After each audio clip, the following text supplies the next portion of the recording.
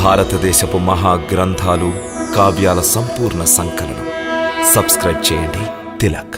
గురు శుక్రాచార్యుల వారు వారికి లభించిన అసఫలత కారణంగా సహనమును కోల్పోయి ఆవేశపూరితులై ఎందురో వారు నిస్సందేహముగా ప్రహ్లాదునికి హాని తలపెట్టుటకు సంపూర్ణ యత్నము చేయుదురు. గురుదేవా, మా అంతరంగమందు భయభ్రాంతులు రేగుచున్నవి. ఆశీనురాలవు కమ్ము.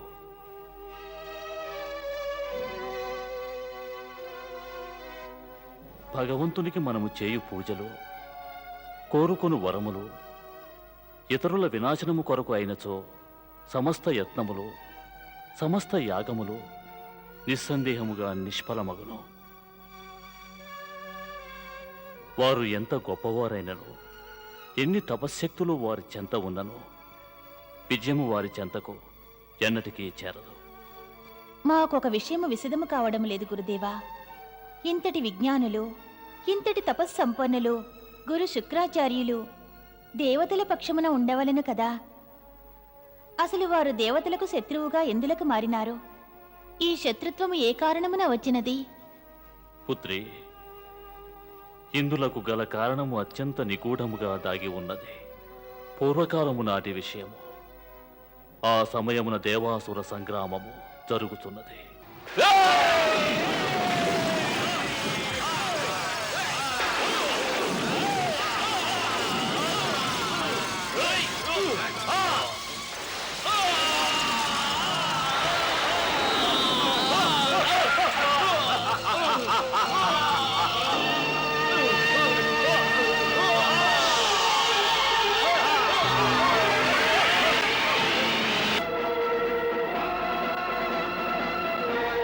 ప్రాణములు కాపాడుకొనుటకు అసురులు ఋషిలోకమున భృగు ఋషి ఆశ్రమమునకు వెళ్ళి ఆశ్రయం కోరినారు.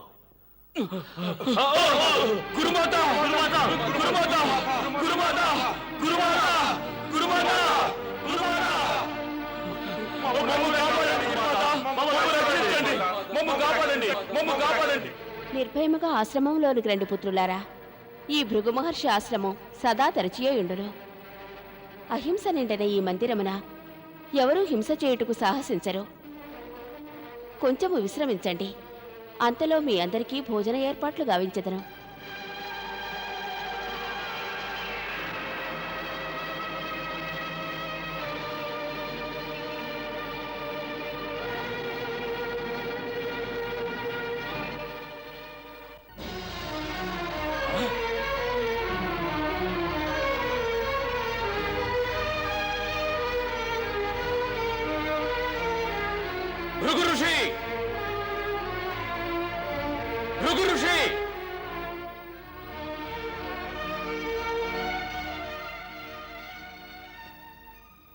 దేవేంద్ర, ప్రణామములు. మహర్షుల పత్నికి మా ప్రణామములు. మహర్షులు తపోవనమున తపస్సు చేయుచున్నారు. క్షమించండి దేవి, మేము మా శత్రువులను వెంబడిస్తూ ఇలా వచ్చితిమి. శత్రువులా? ఎవరా శత్రువులు? అసురులు. వారిప్పుడు తమ ఆశ్రమాన పొంచి ఉన్నారు. వారిని ఆశ్రమం నుండి వెలుపలకు పంపించండి. మా వజ్రాయుధము వారిని ఖండఖండములుగా చేయుటకు ఉర్రు తలుగుచున్నది. దేవేంద్ర, మా ఆశ్రమంలో అసురులెవరూ లేరు. తమరేమి వచిస్తున్నారు మాత? భృగు మహాముని పత్నులయ్యుండి అసత్యము వచించుటయా? మేము వారు తమ ఆశ్రమంలోనికి ప్రవేశించడం వీక్షించాం. వారిని నీవు నీ దృష్టితో వీక్షించావు.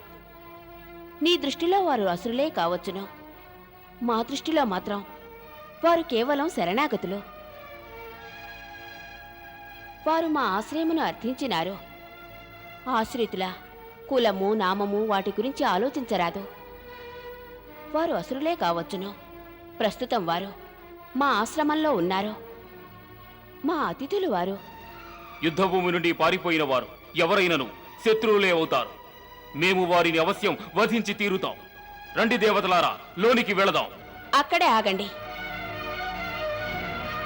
భృగు మహర్షి పత్ని మేము ఆదేశించుచున్నది. ముందుకు రాకండి.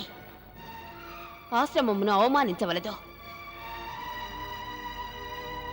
ఆశ్రమ పవిత్రతను కర్మల వలనే కాదు, మనసు నేనును అపవిత్రము గావించవలను యోచించిన మహాపాపము చేసిన వారగుదురు. దేవేంద్ర, వీరికి మార్గదర్శనము సూచించు. వీరికి ఉచితానుచితములు, సమయాసమయ ధర్మాధర్మములు, కర్మాకర్మలను విశదీకరించు. అన్యథా వీరు ఋషిపుంగవల శాపము నుండి తప్పించుకొనలేరు. ప్రణామములు దేవి.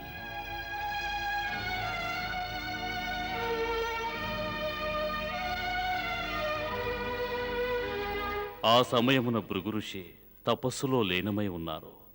ఆశ్రమమున ఏమి జరుగుతున్నదో వారికి కొంచెము కూడా తెలియదు. అసురులకు మంచి అవకాశము లభించినది.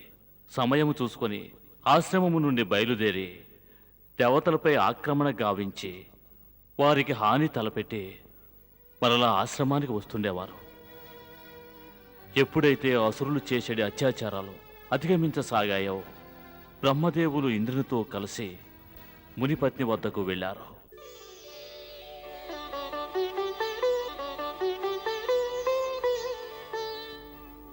ప్రణామములు పరమపిత. సౌభాగ్యవతీ భవ. తమరు దర్శనమసకి నన్ను ధన్యురాల్ని చేసిద్దిరి. హే విధాత, తమనే విధముగా సేవించగలను? భద్రి, సృష్టి యొక్క నిర్మాణ కార్యమున మాకు నీ సహకారము కావలను. మహద్భాగ్యము పరమపిత. పుత్రి, ఇది దేవతల దౌర్భాగ్యము. అజ్ఞానమున నీవు సృష్టి యొక్క నిర్మాణ కార్యమునకు ఆటంకము కలిగించుచుంటివి. దేవా, నేనెన్నడూ ఆ విధంగా చేయను. భద్రి, గగన మార్గమున విహరించున్నప్పుడు పక్షులు, జలములో సంచరించున్నప్పుడు జలచరముల ఛాయలు ఎటుల వీక్షించలేవు. అదే విధముగా ఈ సమయమున అధర్మము యొక్క పరిఛాయ నీకు గోచరించుటలేదు. మాయావి అసురుల మాయాజాలము యొక్క ప్రభావము వలన తేజోవంతమైన నీ నేత్రములు నిస్తేజముగా మారిపోయినవి. పరమశ్రేష్ఠులు భృగు ఋషి సృష్టి యొక్క నిర్మాణ కార్యమును సంపన్నము గావించట కొరకు తపస్సు చేయుచున్నారు. మరి నీవు ఋషి పత్నివి, సృష్టి యొక్క నిర్మాణ కార్యములో అసురులకు ఆశ్రమమున ఆశ్రయమిచ్చి ఆటంకము కలిగించుచుంటివి. బ్రహ్మదేవా, నేను శరణాగతులకు ఆశ్రయమిచ్చి నా ధర్మమును నిర్వర్తించుచుంటిని. ఏ అధర్మమూ చేయలేదు. ఎవరినైతే నీవు శరణాగతులుగా భావించుచుంటివో వారు అసురులు సృష్టిని నాశనం చేయుచున్నారు. వారికి ఆశ్రయమునిచ్చి నీవు పాపమునందు భాగస్థురాలగుచుంటివి. క్షమించండి పరమపిత. నా దృష్టిలో శరణాగతులకు శరణమునిచ్చుట ఎటువంటి పాపము కాదు. అది నా యొక్క ధర్మము. నేను నా ధర్మము నిటలు త్యజించగలను. నేను నా ధర్మము నుండి వైదొలగలేను.